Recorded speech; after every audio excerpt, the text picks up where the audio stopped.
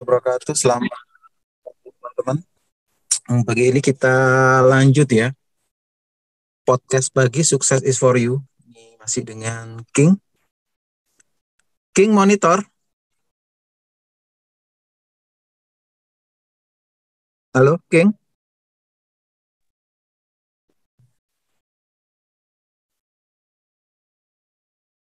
Wah, masih narik kah ini? Bang Aswad, Ya, share screen dulu, Kang. King, halo, King.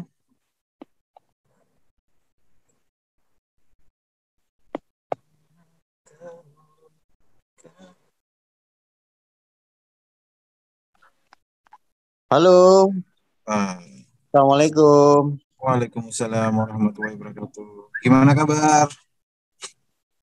Alhamdulillah, everything is Eh, okay.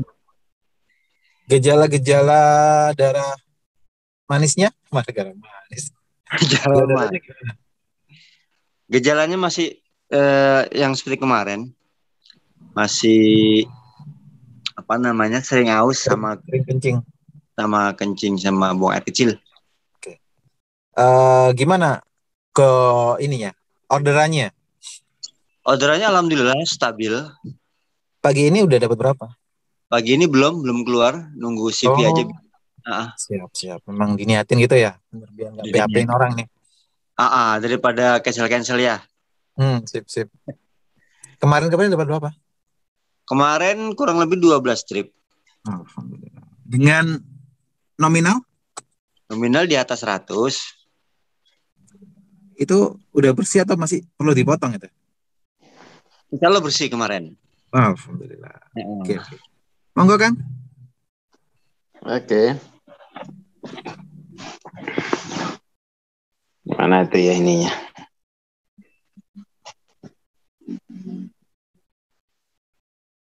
Kita coba atasi itunya ya, apa namanya itu? Gejalanya itu ya.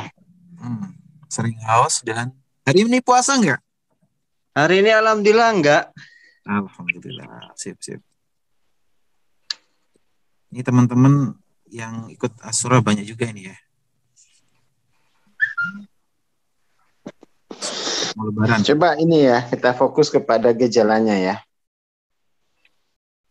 Siap, Master. Jadi kita buka dulu. Bismillahirrahmanirrahim. Bismillahirrahmanirrahim. Assalamualaikum warahmatullahi wabarakatuh. Selamat pagi teman-teman sekalian. Sekarang kita fokus kepada gejala apa namanya itu? Gula darah. Ini sering haus. Ya, Oh, jadi ya gejala diabetes kan, ya, simptom diabetes kan, ya. Yang ini apa namanya tuh? Jadi coba diperhatikan skalanya ya. Jadi kalau kita lihat skalanya di bawah 6 ini saya bikin sendiri aja. Ini sudah jadi pengidap ya. Di bawah 6 itu sudah jadi pengidap. Saya pengidap gula darah.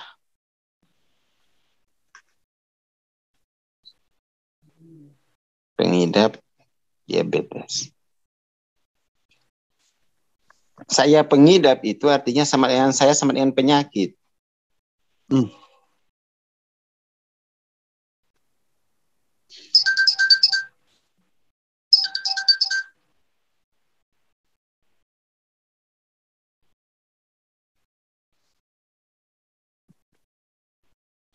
Ya kan?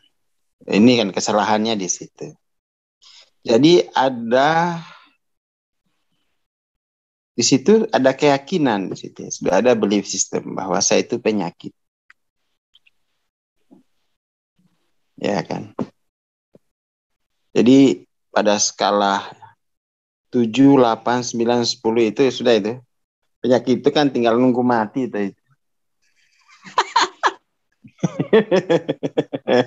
Kok mengenaskan begini, Master? Nah iya, ini kan soal faktor penentu ya. Saya ulangi saja kuliah saya di lab klinis Malaysia tadi pagi ini. Saya ulangi di sini. Jadi tadi pagi ada kuliah lab klinis Malaysia.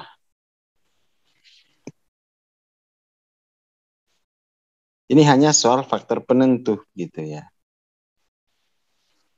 Faktor penentunya apa?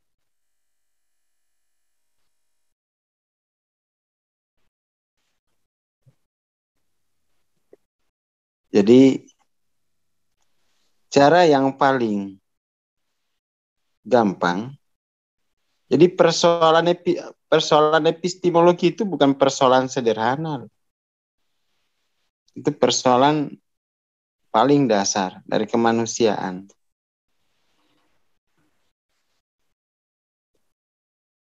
Oke ya.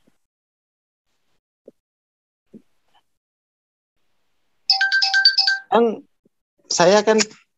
saya sama dengan tubuh, ya toh? Saya sama dengan tubuh. Artinya tubuhnya penyakitan. Ya sayanya ya penyakit. Sayanya itu jadi penyakit. Ketika sudah penyakitan begini, ya toh, faktor penentu kesembuhannya itu tinggal obat-obatan. Kalau saya sudah penyakit, maka faktor penentu kesembuhan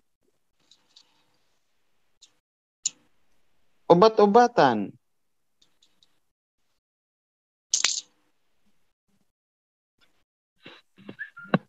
Karena kenapa? Sudah selesai, sudah jadi material sayanya itu. Itu kalau dalam ini ya, skala Aswar, skala yang saya buat ini sudah minus 7, 8, 9, 10. Tinggal harus ada ventilator kan, tinggal nunggu selesai dah.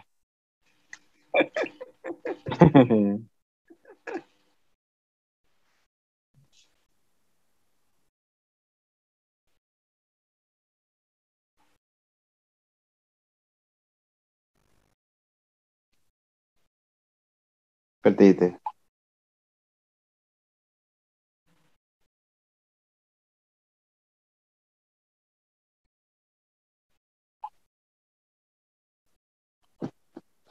Oke ya, jadi ini kita akan mencari faktor penentunya apa.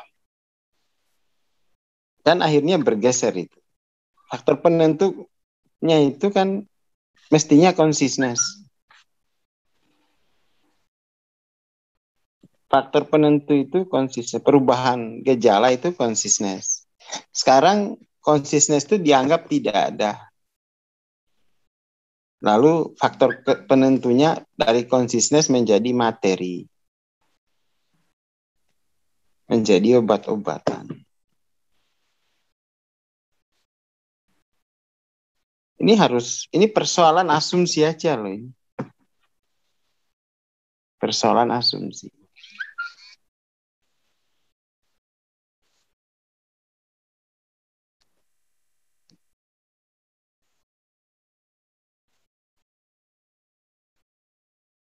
Ya. Jadi kita merasa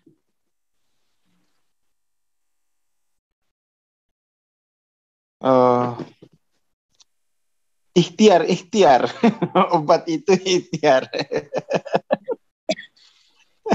Ikhtiar oh itu sudah faktor penentu. Obat itu sekarang lebih Tuhan dari Tuhan karena ya kan. Ya, jadi ini untuk kuliah CV ini hati-hati di situ ya. Ini saya membahas aspek kesadarannya saja ya. Seperti itu ya.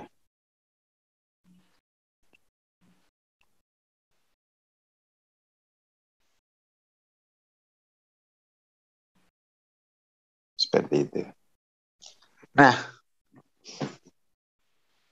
saya sebagai pengidap itu karena kesadarannya bukan penyaksi itu. Kesadarannya bukan penyaksi, ya. Dia kesadarannya sebagai konten. Saya adalah konten.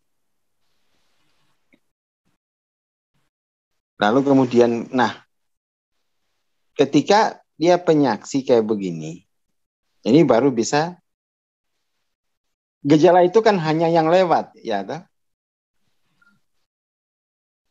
Gejala itu hanya yang lewat. Awalnya kan begitu. Kalau gejala itu hanya sebagai yang lewat, itu skalanya 1, -1. Hanya lewat, tidak ada gangguan ya. Itu -1. Lalu kemudian yang lewat ini menjadi, kok sering lewat sih ini? Nah, mulai ketegangan. Yang lewat itu mulai dipersoalkan.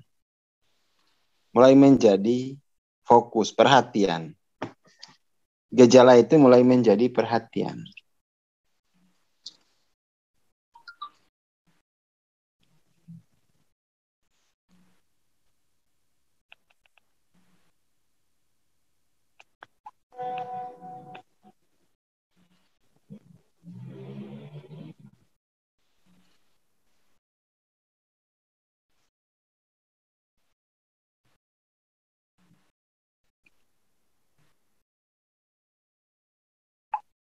Seperti itu.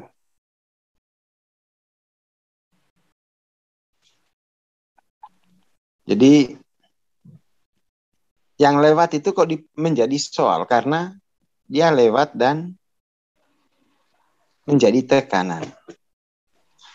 Ya, lama-lama tuh karena nggak belajar ilmu kesadaran, yang lewat ini sama dengan saya, yaitu menjadi pengidap.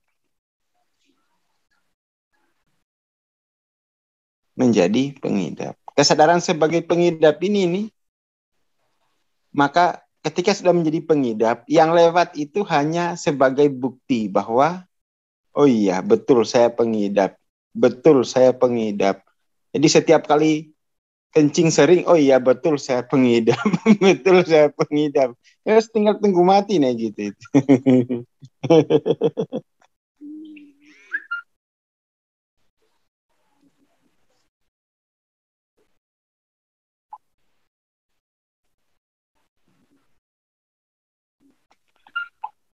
Seperti itu.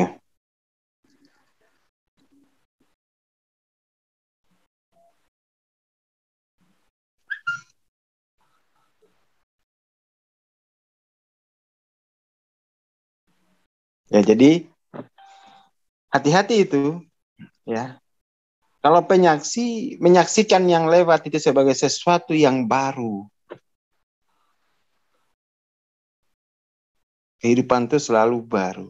Yang lewat terus. Tapi kalau misalnya pengamat, maka menyaksikan yang lewat itu betul kan asumsiku. Dia ini gejala diabetes. Soalnya apa? Yang lewat itu sering kencing, ya atau lemah. Yang lewatnya sehari bisa 20 kali. Tuh kan? Tuh kan? Benar, ini diabetes. Seluruh dunia juga begitu. Kayak masalahnya itu kan definisi. Kalau yang lewat hanya sebagai yang lewat, maka kehidupan itu selalu baru. Kalau yang lewat itu sudah dilabel, ya maka dia jadi masalah. Apalagi sudah jadi pengidap, sudah jadi korban ya. Jadi korban itu juga bisa menyaksikan, bisa korban. Penyaksinya korban ya. Korban ini ketika ketemu yang lewat, oh itu saya, itu saya, itu saya. Terus memperkuat perasaan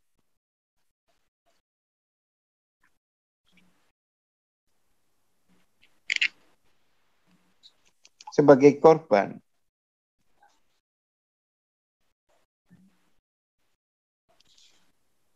Jadi yang lewat ini hanya memperkuat korban. Kalau pengamat, yang lewat ini hanya membuktikan hipotesis, benar kan? Benar kan? Kalau penyaksi juga hanya membuktikan hipotesis non-dualnya bahwa kehidupan sedang terjadi. Datang dan pergi. Ya, kehidupan itu selalu baru. Jadi masing-masing itu memperkuat tingkat kesadaran.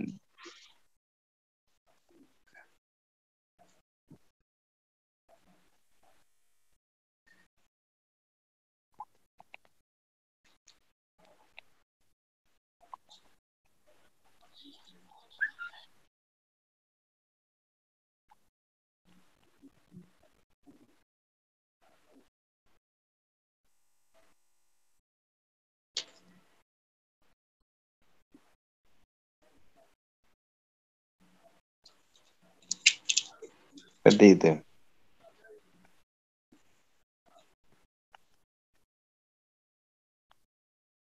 Itu ya, faktor penentunya itu hati-hati. Kalau sudah korban, faktor penentunya itu ya korban ya tinggal nerima obat-obatan aja ini. Laku keras. Oh, kalau sudah korban itu enak, tuh jual apa aja laku. Jual apa aja laku.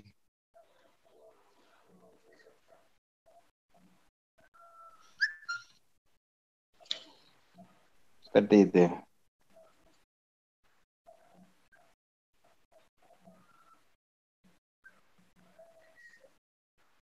Itu ya.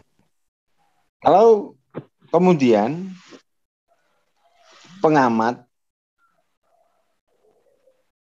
dia akan melakukan riset terus bagaimana mengubah yang lewat itu biar tidak sering, biar tidak merugikan. Ya, tuh. Tapi kalau penyaksi lewat aja. Itu bukan saya. Lalu kemudian itu terjadilah seperti yang diceramakan oleh David R. Hawkins sebagai prinsip apa? Heisenberg. Kita putar ya.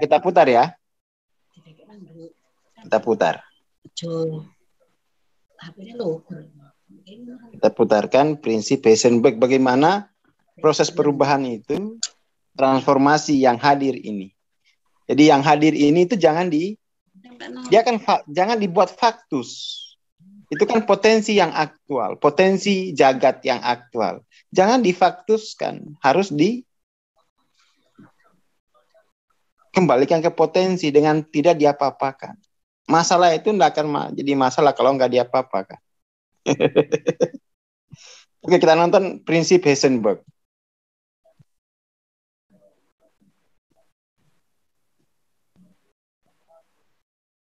Di Aswar Corner.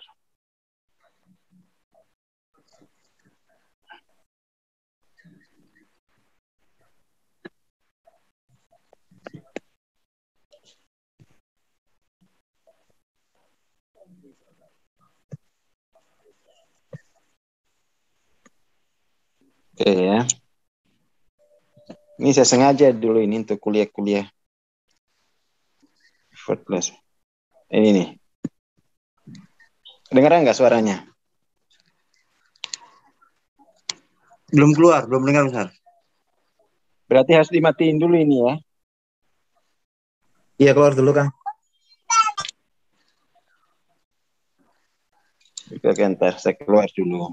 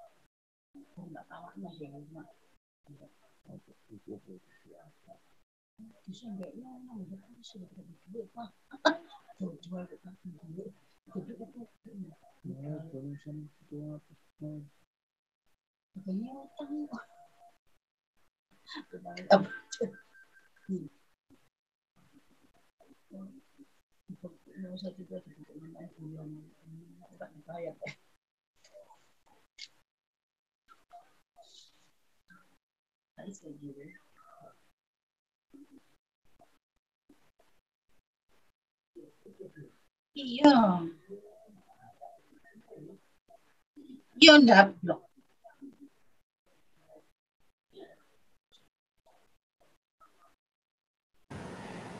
The ego is attracted to what's easy.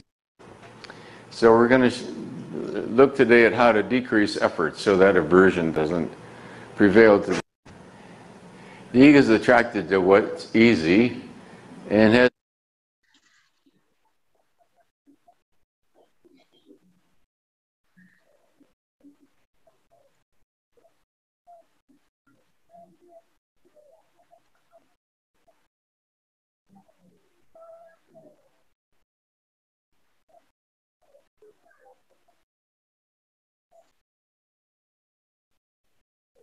Belum di-unmute, Kang.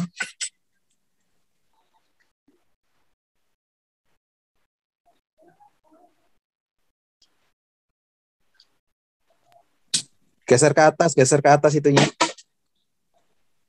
Barnya itu. Nah. Ya. Sip.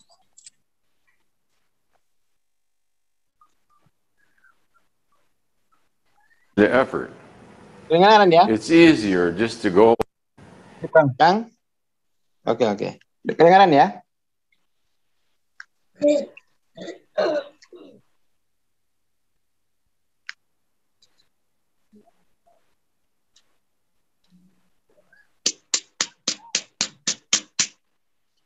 Kedengaran ya, Kang ya? Dengar, Kang. Tim play. The ego is attracted to what's easy and has an aversion to effort. It's easier just to go along with some old way than to put forth effort. So we're going to look today at how to decrease effort so that aversion doesn't prevail to the same degree. It's a resistance, okay? Because attention begins to diminish a thing automatically. If you want to reduce the number of cookies you eat every day, let's say you've been overeating cookies for 20 years. Now I'm going to quit cookies someday. You're not going to do that. You're lying to yourself. You are not going to quit cookies. You've been eating 50 cookies a day for 20 years. You are not going to quit cookies. Therefore, I tell people, don't waste your seeming willpower, which is going to bring you guilt and feeling of failure. Don't bother. What you do is you merely start counting the cookies you eat every day, but don't try to do anything about it. No. So you lay out the cookies, 20 in each box. At the end of the day, you count how many cookies you ate. 68. Tuesday, 64 cookies. Thursday, a bad day, 72. Now, I don't want you to try to do anything about it. That's the whole point. Enlightenment is very easy. It's a letting go, and everybody struggles and struggles. And then finally, one day you let go, and the whole thing looks at you. So I want you to just pay attention. So anything you don't like about yourself, you just note down how many times a day you do it. Getting annoyed with people, swearing, hit your thumb, oh, Jesus Christ, oh, God, I'm sorry, please forgive me. How many times you swore today? All right, you just start tracking it and paying attention. That's it. Just notice it. Now, don't tell me you can't do it, because anybody can notice it. You notice that you're eating 100 cookies a day. That's why you're worrying about it. Of course you can notice it. So all you have to do is make a mental note and write it down on a calendar. Monday, 63 cookies. Tuesday, 18 cookies. Oh, wow. And then Wednesday, back to usual, 58 cookies. What will happen is, by virtue of intention, effortlessly the Heisenberg principle begins to apply. Awareness itself begins to diminish it. By the end of a month, you'll be down to 14 cookies. the end of another month or two, you'll be down to 16 cookies. 6 cookies, I mean. And all of a sudden you say, what the F, I don't need cookies. It was all effortless. You don't have to struggle, sackcloth and ashes, cudgel yourself, manipulate yourself with guilt. You just notice. And if you notice it, effortlessly, the Heisenberg principle begins to apply. Why? Because by your intention, you see? So what you've done is finesse the power of the field instead of relying on the ego. Let the field do it. You pay your taxes, what the hell?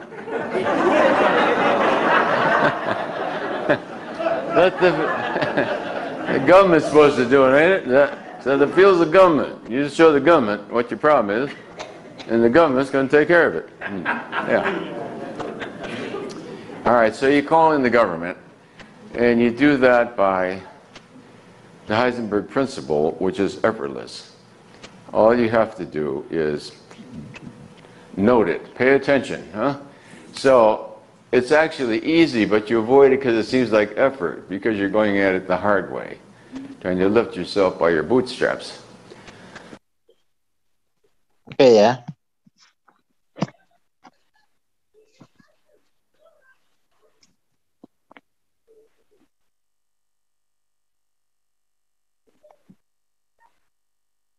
Jadi nggak usah yang lewat itu biarkan lewat saja. Yang penting dicatat. Dicatat saja. Ya itu.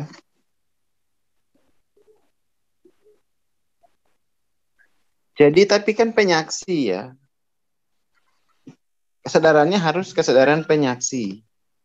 Kalau kesadarannya pengamat hanya membuktikan hipotesis saja pada hipotesis bahwa betul saya diabetes. Betul itu gejala diabetes. Kalau korban betul saya harus minum obat.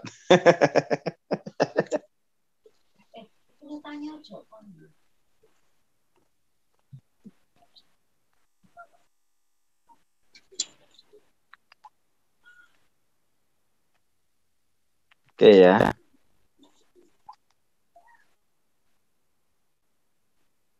Jadi poinnya itu. Tapi di situ memang perlu ini hati-hati ya, jangan sampai orang kan kemudian itu tidak punya kemampuan atau belum terlatih untuk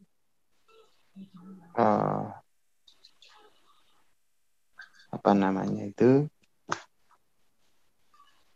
sebagai penyaksi ya. Seperti itu. Itu yakin ya.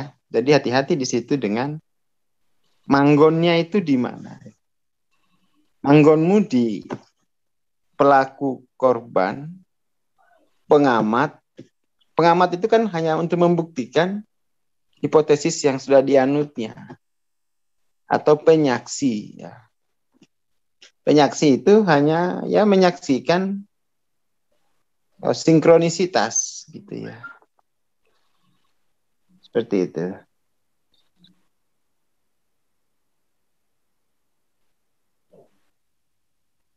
Seperti itu. Gitu ya, King ya? Ya, Master. Jadi sekarang itu ini apa namanya itu? Saya sekaligus mau bahas spiritualitas yang saya apa namanya? Spiritualitas yang kita usung ini kan spiritualitas laku, bukan doktrin spiritual ya. Nah, ini yang jadi spiritualitas laku batin, bukan ritual ya. Bukan juga doktrinnya. Jadi itu poinnya ya. Hati-hati. Kalau sebagai pengidap itu tinggal jualan obat, udah apa aja dibeli. Karena yang dihadapi kematian gitu ya. Jadi kalau sudah pengidap, itu yang dihadapi pengidap itu cuma satu, kematian. Maka sebenarnya obat itu bisa dipahami sebagai upaya untuk menahan kematian psikologisnya.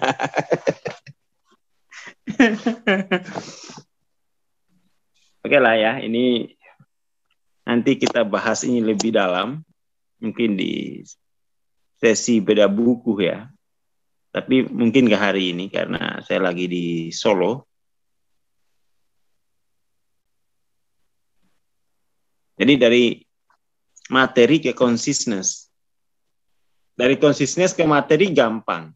Matiin aja kesadarannya dengan cara kamu pengidap. Ini hasil dokter, dokternya ini profesor doktornya ini udah 10. Mau apa loh? Kamu orang awam, ya kan? Sudah selesai, consciousness-nya mati, tinggal ya pengidap. Ya udah tinggal jualan obat. Gitu aja kan, selesai kan. Jadiin pengidap dalam skala saya buat ini ya 7, 8, 9, 10. Kalau masih sini, jadi kalau di sini ini masih ada kesadaran nih, tapi lemah. Kesadaran dirinya masih lemah. Sini itu udah nggak ada, pas udah tak berdaya, udah menuju kematian. Menuju koma, mati. Itu aja ya, King ya? Ya, Master. Nanti di ini lagi. Intinya, coba sering-sering nonton prinsip Heisenberg tadi, diskusikan itu. Itu ada di channel Aswar Corner. Ya.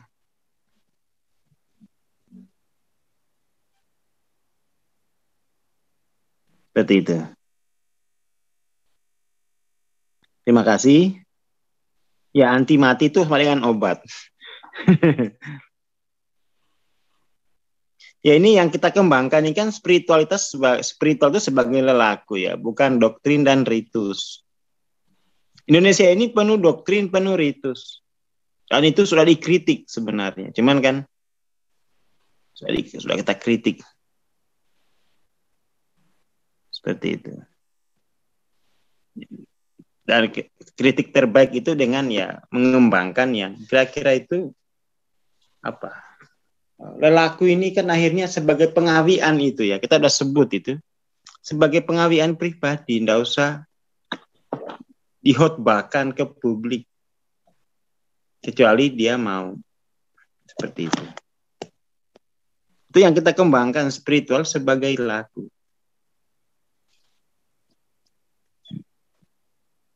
Oke ya, terima kasih, selamat pagi, assalamualaikum warahmatullahi wabarakatuh, selamat Idul Adha besok. Besok kita ada kelas juga ya.